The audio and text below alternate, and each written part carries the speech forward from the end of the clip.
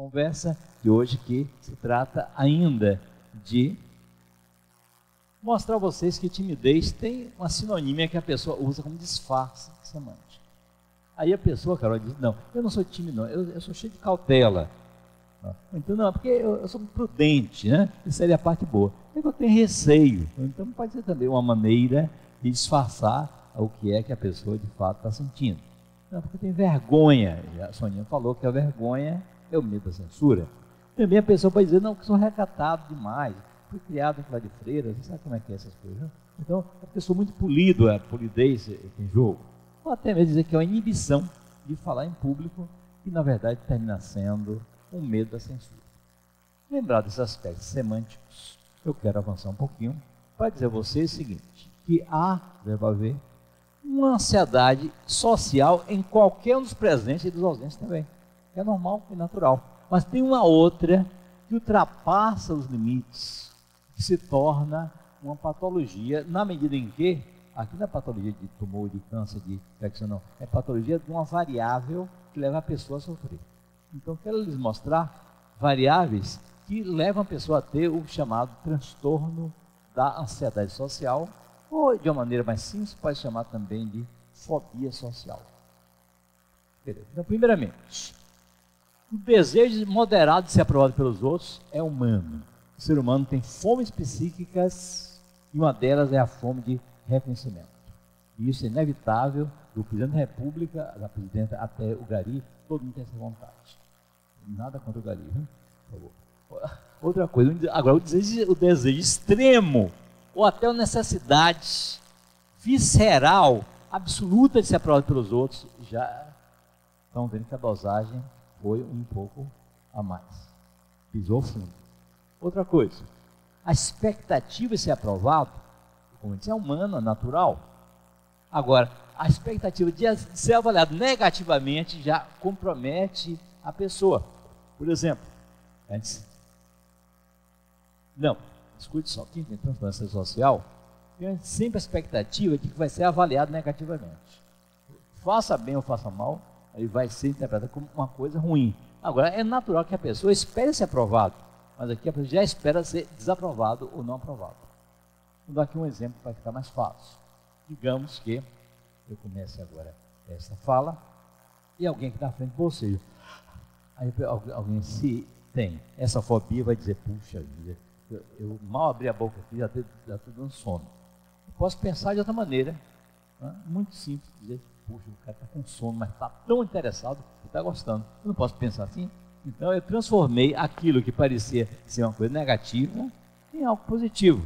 Agora, quando a pessoa está ali, qualquer movimento em falso já pode ser avaliado como sendo uma coisa que não prestou.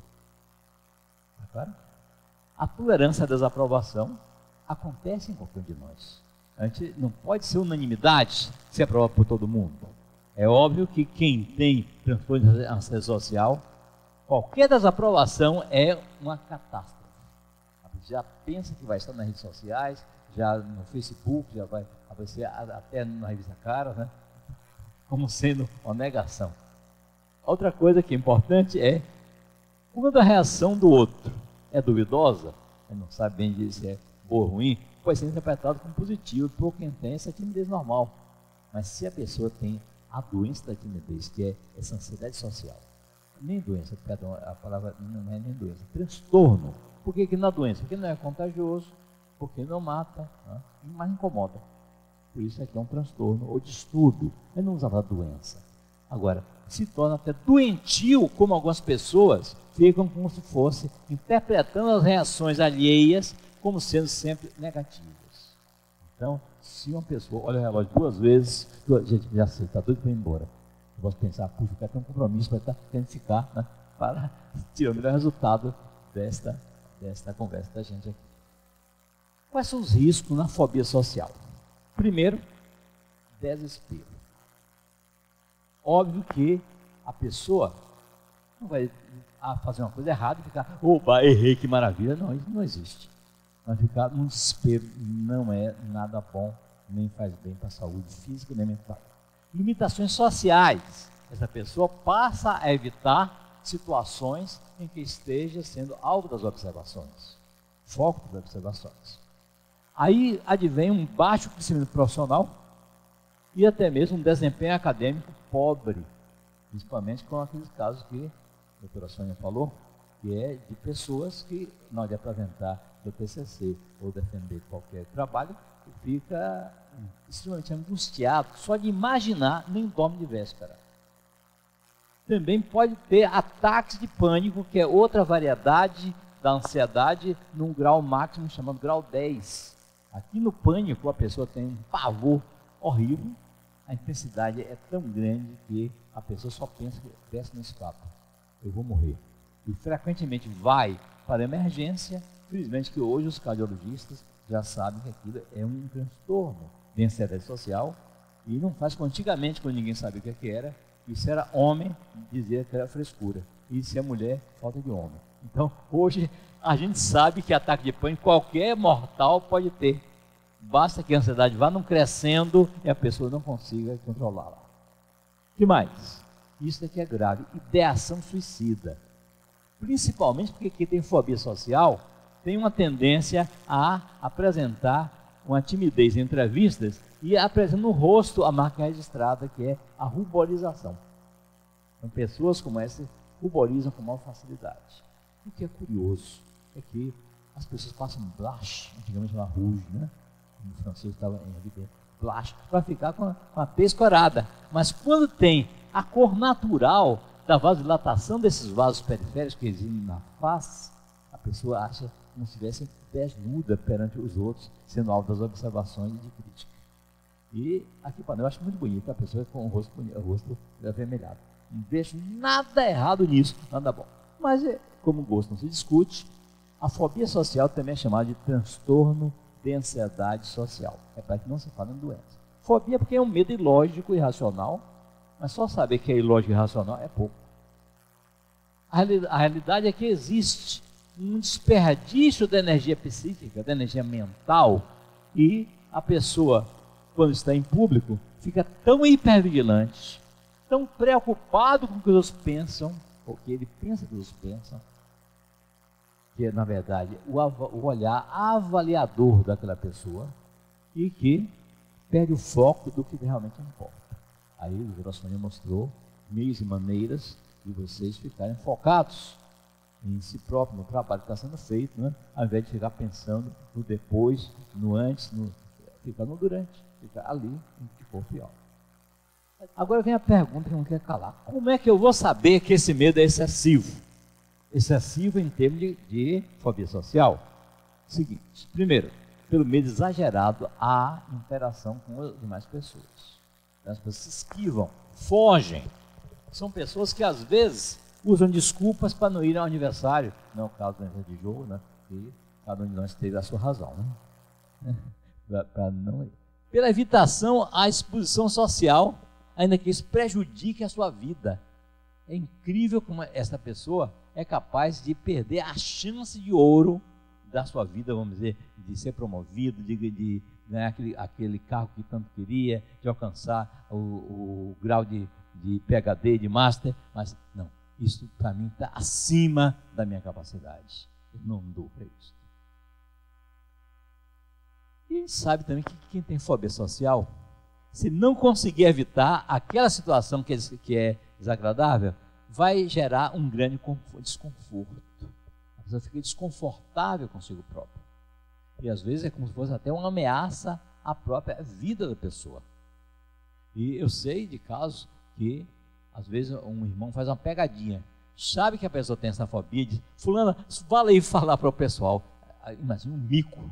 Essa pessoa quer sumir, quer que o chão na hora se abra, e convenhamos que foi uma pegadinha muito séria que foi feita com essa pessoa, que ainda não quis trabalhar, ou não pôde trabalhar, ou então resolveu, né, postergar isso para trabalhar em outro momento. A rigor, a ansiedade, nesse caso, é antecipatório, porque tem um transtorno chamado de TOC, conhece? Que a pessoa só tem ansiedade a posteriori, se não fizer aquele ritualzinho. Enquanto estava no ritual, ele não sente nada.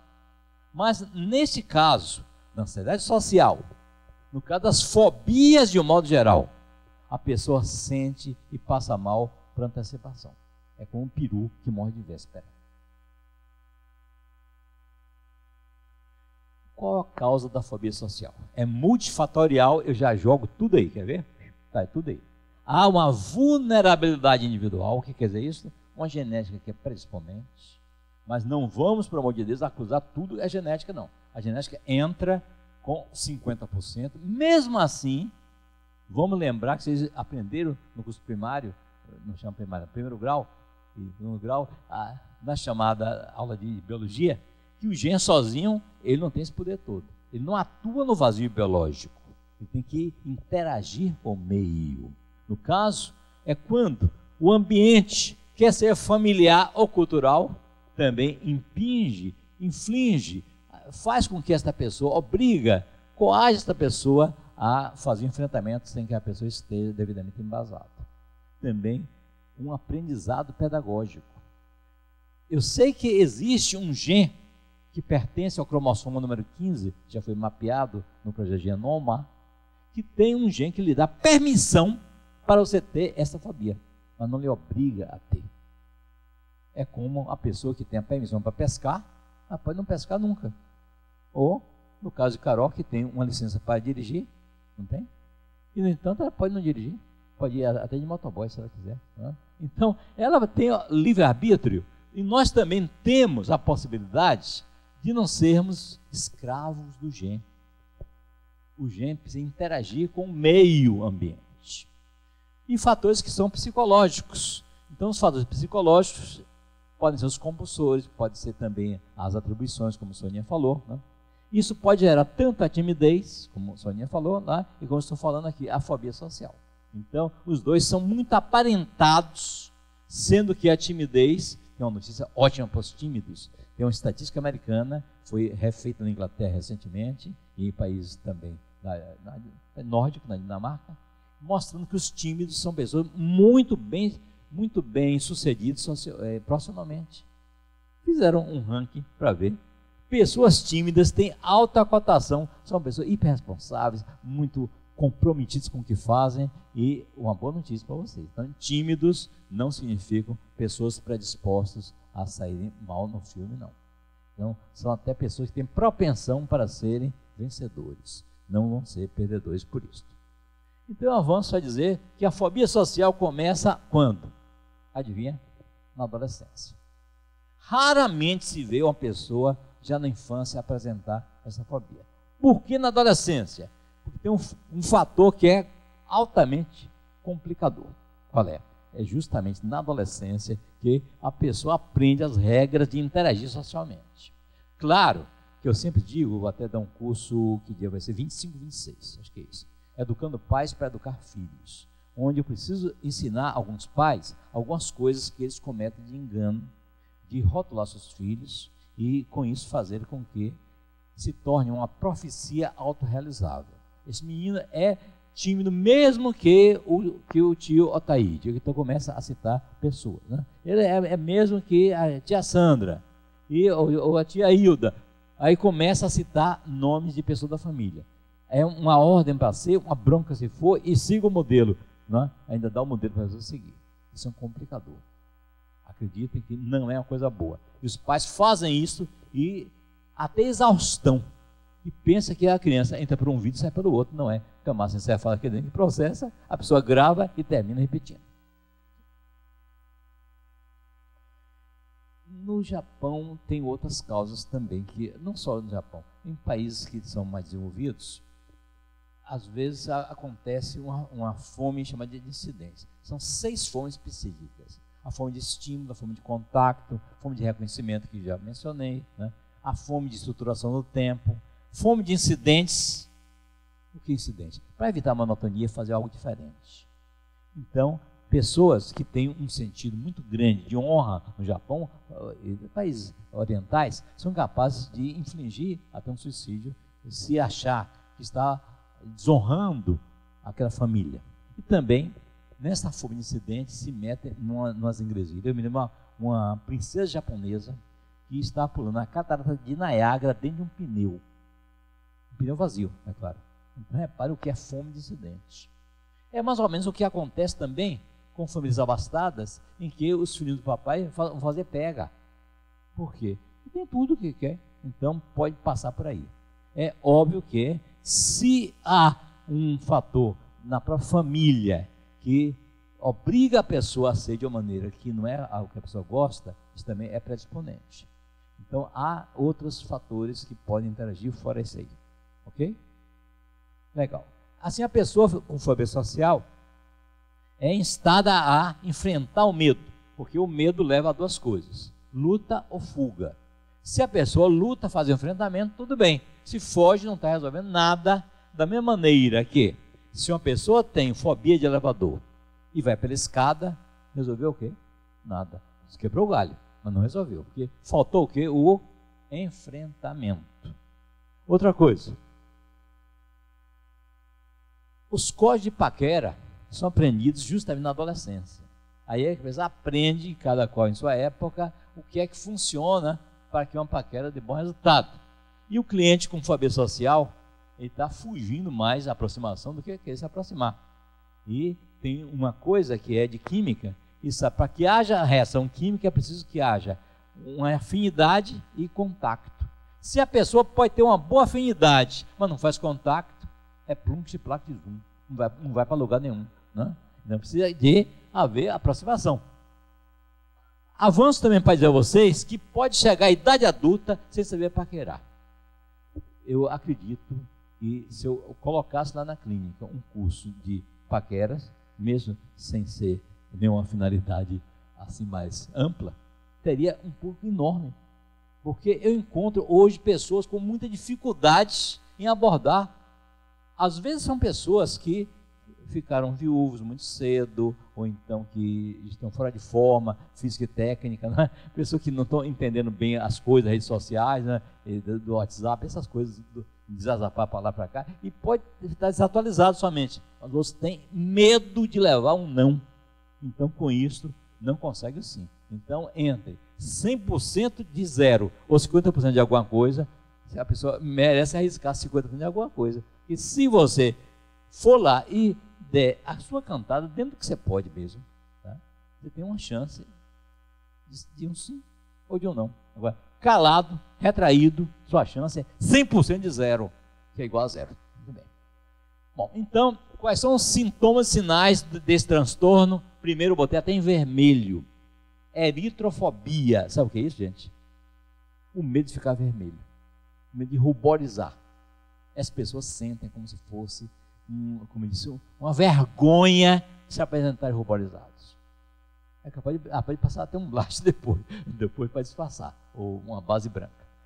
Insegurança e indecisão acontece como sintomas do transtorno da ansiedade social ou fobia social. E mais?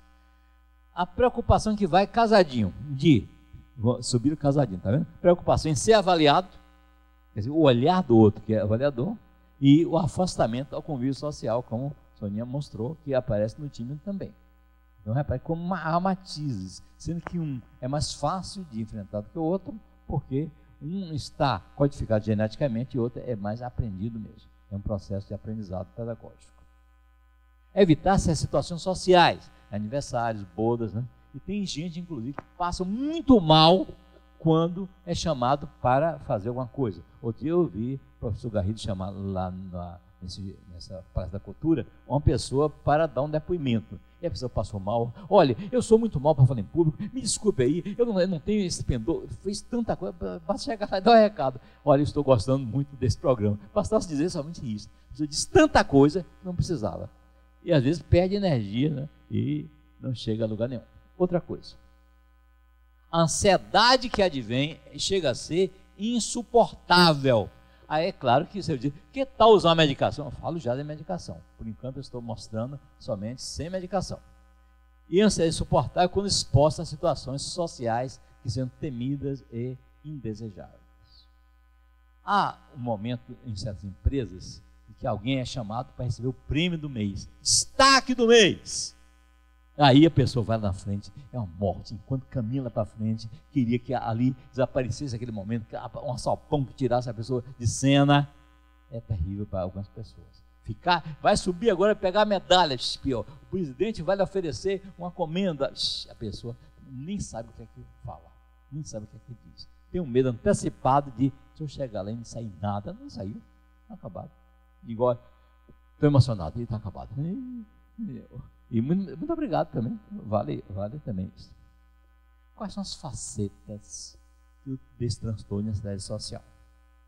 Primeiro, a pessoa teme e evita desempenhos públicos.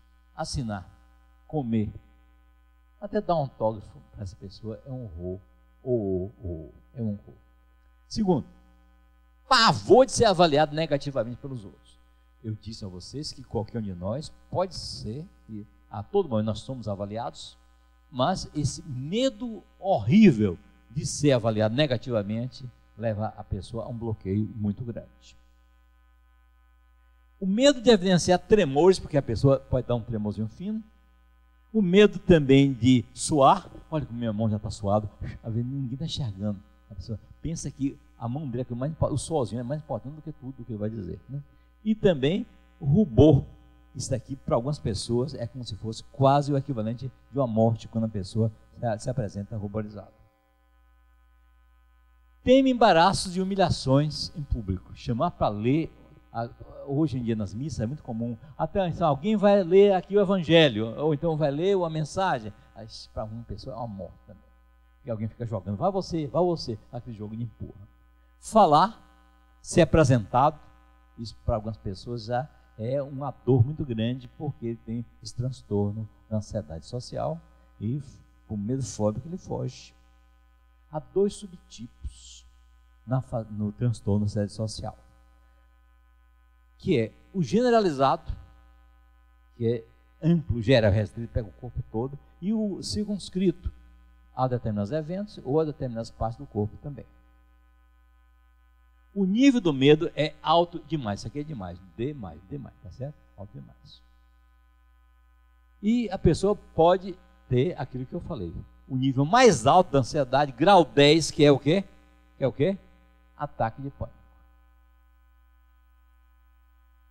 Esse transtorno da ansiedade social tende a bloquear a pessoa tanto, quando ela se sente altas atenções, que a impede, como já foi dito, de funcionar adequadamente e, por via de consequência, o medo constante de que algo desastroso pode vir a acontecer.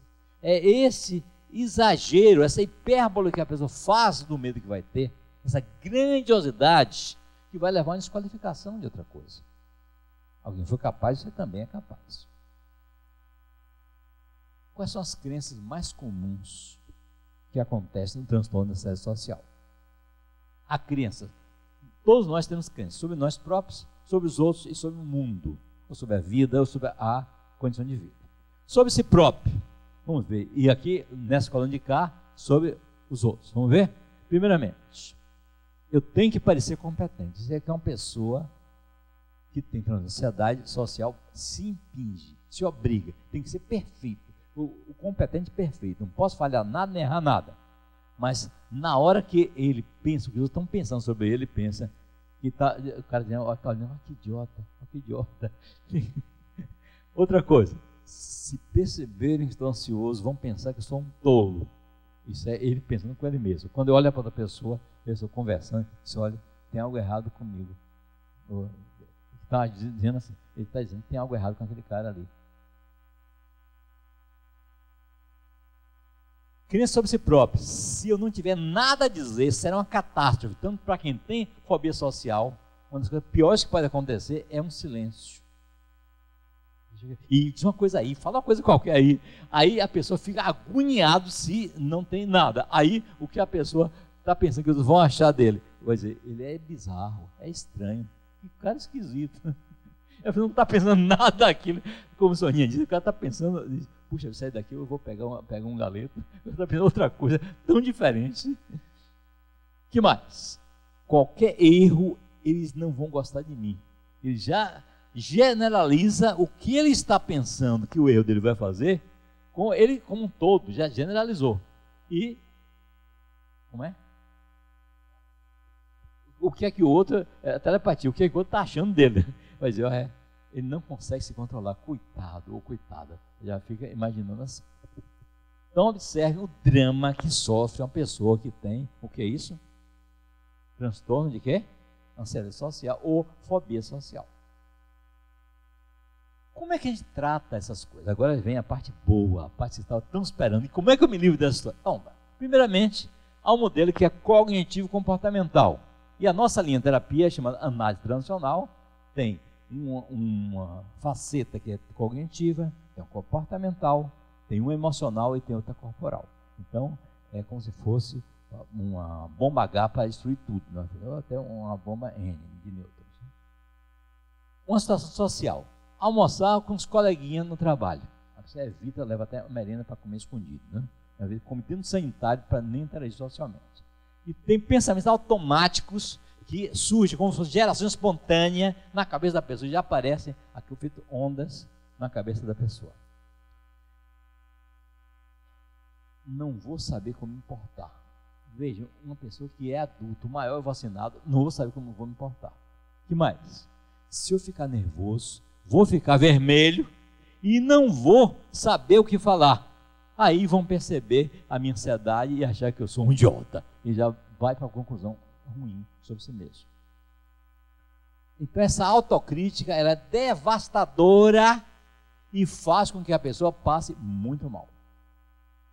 A resposta corporal ou somática à ansiedade vem através de uma taquicardia, o coração acelera, uma taquipneia, a respiração fica ofegante e muitas vezes pode até levar a uma hiperventilação.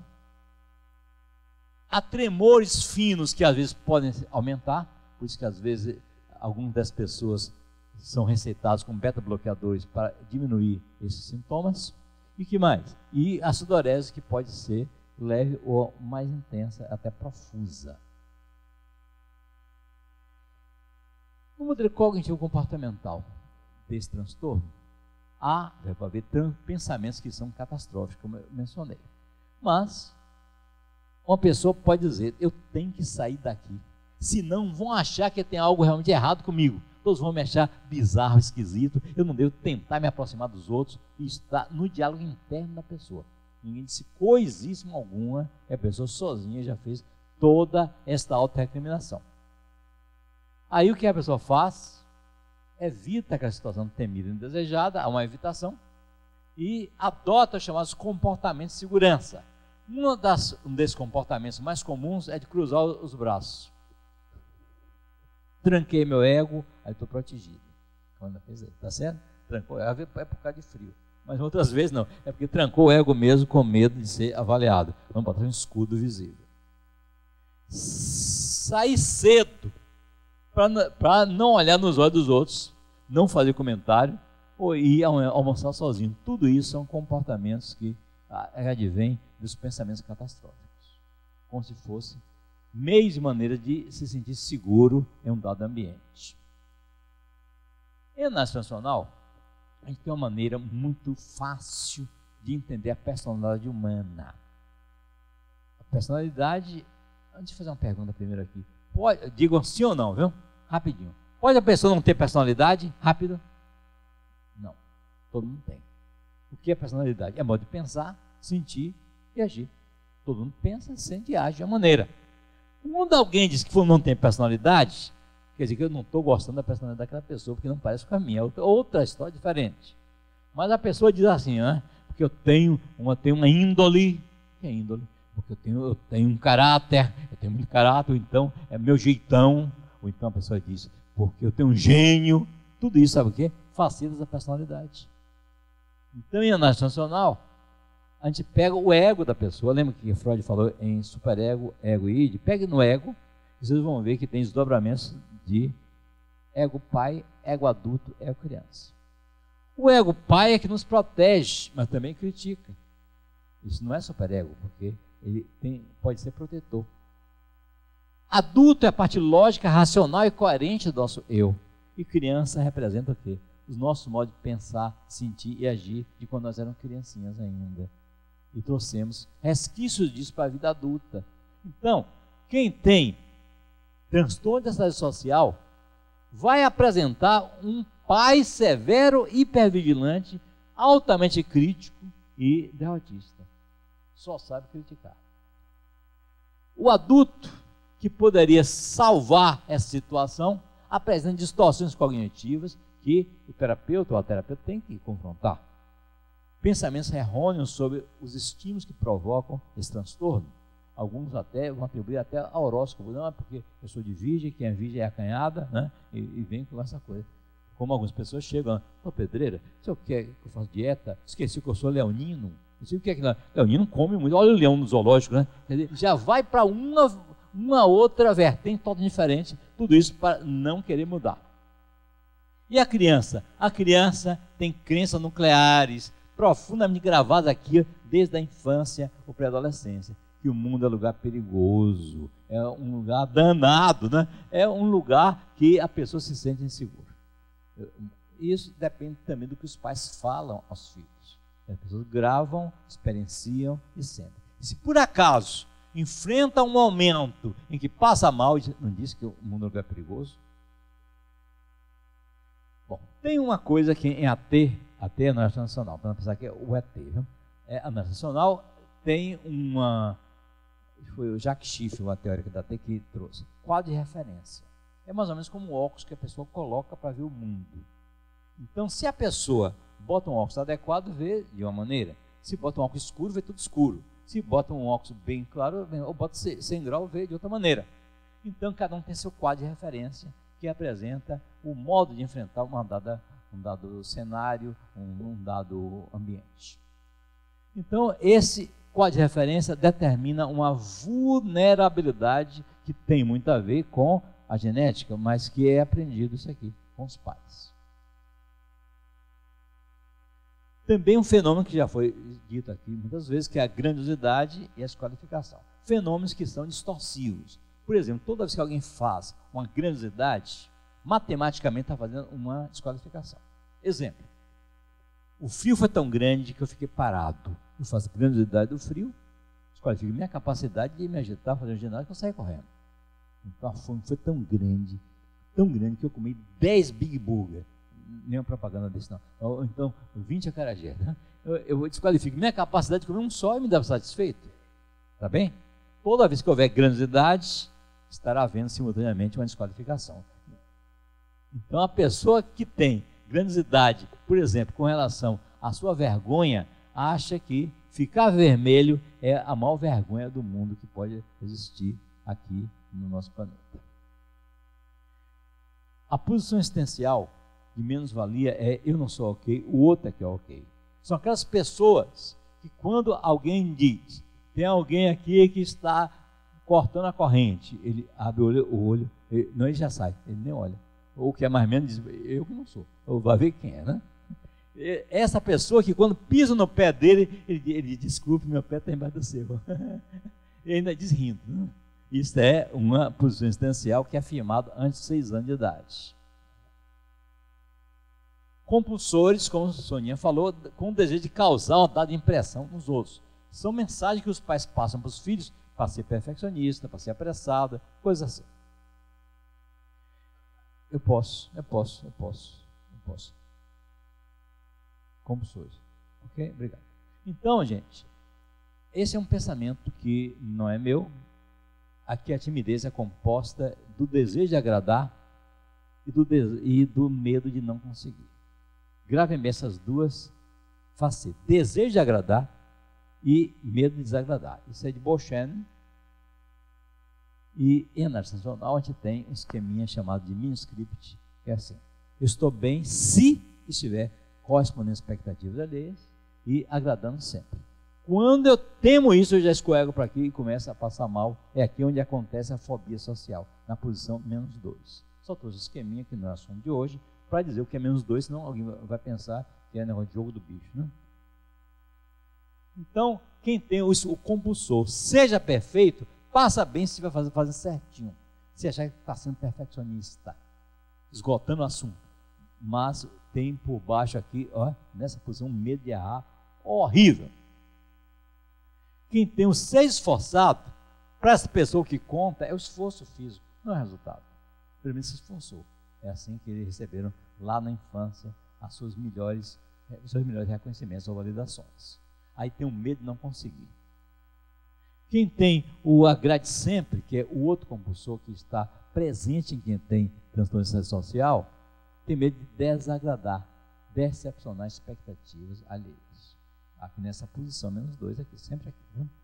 E, de resto, quem tem o seja forte, tem medo de fraquejar, medo de mostrar as emoções, medo de apresentar algum sintoma físico, e ainda poderíamos colocar aqui o apressa-te, que é aquela situação em que o compulsor está em relação ao tempo. Está sempre uma espécie de, uma sensação de que o tempo não vai dar, medo do tempo não dar, tudo isso nessa posição aqui. Todas essas facetas aqui são variedades de ansiedades que a pessoa apresenta e que pode ter nesse transtorno de ansiedade social aqui, e que a gente tem como tratar isso sem remédio. Como é que é feito o tratamento? Estudos indicam que o melhor tratamento é a combinação de quê? Medicação com quê? Psicoterapia. Muito bem. É importante ter uma expectativa realista sobre o tratamento. Então, quando nós recebemos alguém, precisamos dizer que a melhora não é linear. Começou e já vai e foi embora. E que a evolução do tratamento tem também altos e baixos, altos e baixos, altos e baixos. Tem essa evolução assim. O que mais? Que erros, que enganos fazem parte da vida. Especialmente ao se desenvolver uma nova habilidade, a gente vai cometer enganos, a gente vai errar. A gente aprende com os erros também. Até Confúcio, antes de Cristo, diz que a gente aprende muito mais com os erros do que com os acertos. Quando a pessoa acerta muito, ele já se dá como campeão, como um certo, como o infalível. Né? E isso talvez seja a raiz dessa falibilidade em quem tem essa convicção. Então, o que é que a gente faz? Passo para o tratamento da fobia social. Primeiro, convencer o nosso cliente que a fobia social é o quê? Transtorno de ansiedade.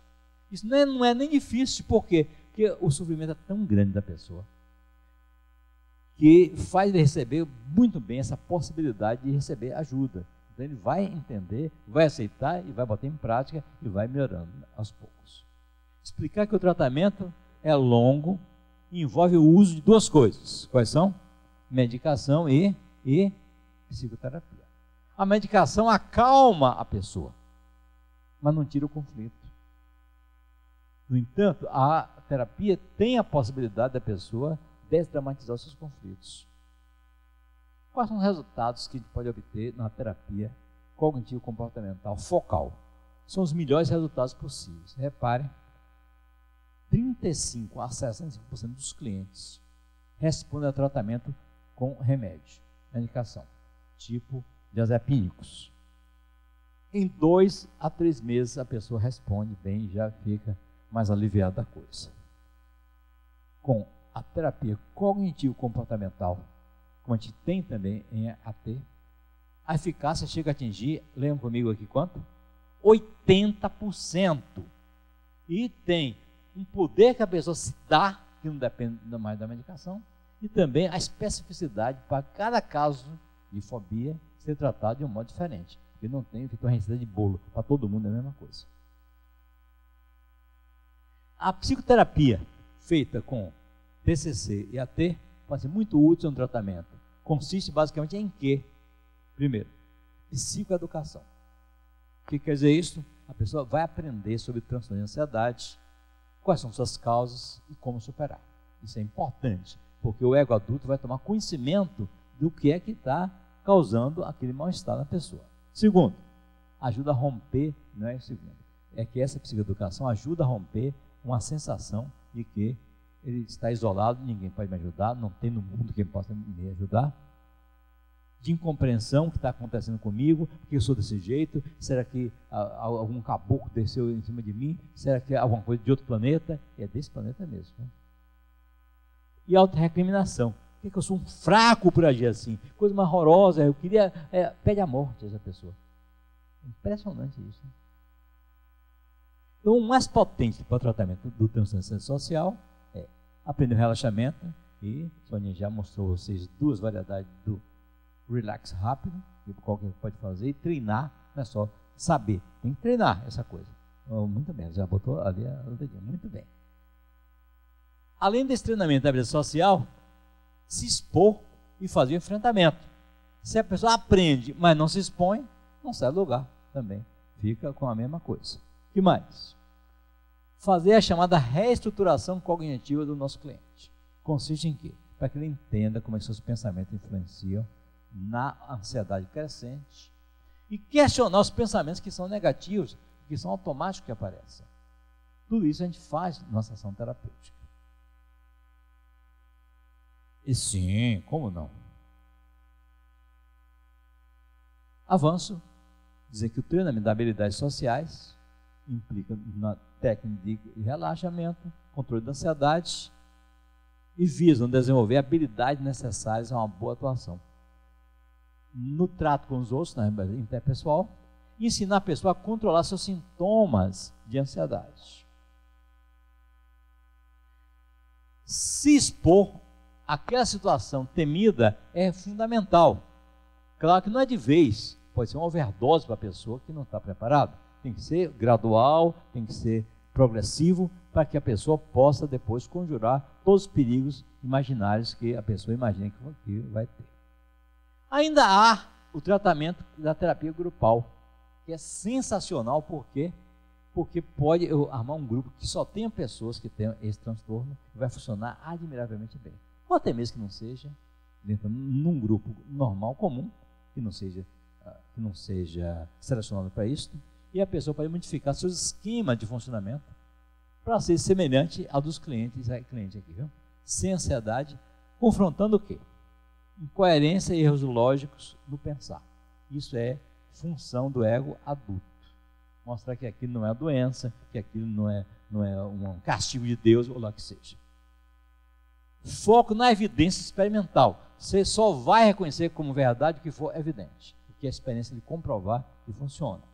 Depois, faz num grupo até uma exposição social simulada, porque tem gente ali que pode se prestar a fazer até como se fosse um roleplay, ou seja, um mini psicodrama, onde a pessoa monta um cenário, as pessoas se prestam ali para simular uma situação da vida real. Quando é no individual, está muito protegido, então não pode armar esse cenário por lá. Mas quando é um grupo, dá para fazer uma simulação. Vantagem da terapia grupal quando se trata do transtorno social. Primeiro, ajuda o cliente a enfrentar medos. Por quê? Ali é o cenário natural. É impressionante quando a gente convida a pessoa que tem esse transtorno a fazer terapia de grupo, a pessoa foge da terapia de grupo como o cão foge da cruz. Assim. Por quê? Ele pensa, eu ir lá, não vou dar palavra. Se você não fizer isso lá no grupo que é protegido, um grupo que é harmônico, que funciona como os grupos lá fora funcionam, como é que você vai testar isso? Então você tem no grupo uma chance preciosa para poder safar disso. Além do mais, você verá que seu caso de timidez social não é caso único. As pessoas também têm e estão vivos, nem por isso morreram, nem deixam de ser bem-sucedidos. Também a possibilidade de contactar com mais pessoas, o que é como se fosse um corte transversal do público lá fora. Uma amostra do que é a vida real. O que mais? Ele vai ter N parceiros para fazer simulações. Ele, no individual, ele não vai ter parceiros. Ele só como terapeuta, o mais que ele pode fazer é uma técnica chamada cadeira vazia, em que ele vai trocando de lugar e expondo como se fosse, digamos, ele tem vergonha de falar para o pai, porque ele baixa a vista toda vez. Então, essa pessoa vai simular que ele está na cadeira do pai, na cadeira ele sendo filho, e vai fazer, isso é um exercício gestáltico, e nós temos também como fazer isso em análise transacional. Também ali no grupo tem várias cabeças que podem evidenciar os pensamentos que não são corretos, que são distorcidos, as chamadas distorções cognitivas.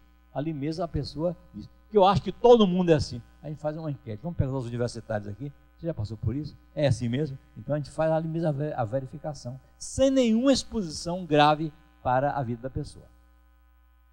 Nesse transtorno social, já foi detectado que os neurotransmissores, aqueles neurohormônios que funcionam na sinapse, são conexões neuronais, estão alterados também. E aí nos dá uma evidência de que pode haver alteração na recaptação da serotonina que é a 5-hidroxitriptamina, com a dopamina ou a noradrenalina, ou isoladamente ou combinadamente.